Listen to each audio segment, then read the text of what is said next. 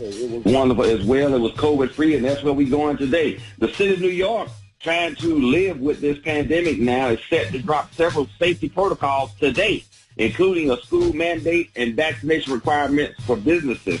So the restaurants in New York City will no longer ask for proof of vaccination before entering. However, there are other public businesses like the plays on Broadway that are keeping the mask and vaccine requirements in place at least until the end of March. And I think that's a more appropriate time. By the end of March would probably be good for us. You also will still need to wear a mask on mass transit, so when you're riding the train or when you go to the doctor's office. Kids in school, however, can go maskless if they choose to do so. So even at that level, with some of the mandates lifted, the city is still recommending that you wear your mask for public indoor spaces, especially with a large crowd. So that's going to, again, set the stage for us living with this pandemic and getting back to our normal as best we can. So this is in line, Ricky, with the president's plan called Test to Treat. In this program, the president announced this last week as part of his State of the Union address.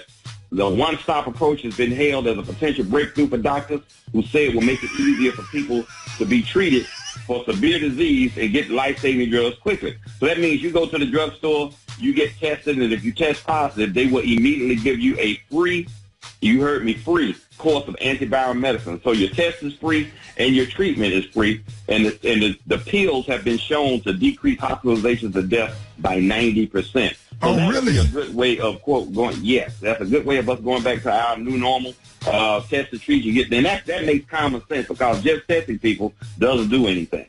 Okay, right. So let's go to the calls, Ricky. All right, but Dr. Colley, I have a question. Do you think that this whole pandemic is going down? Do you think do you think this thing is going to wrap up? Yeah, I think it's going to wrap up. I don't think it's ever going to go away. I think we will have seasonal,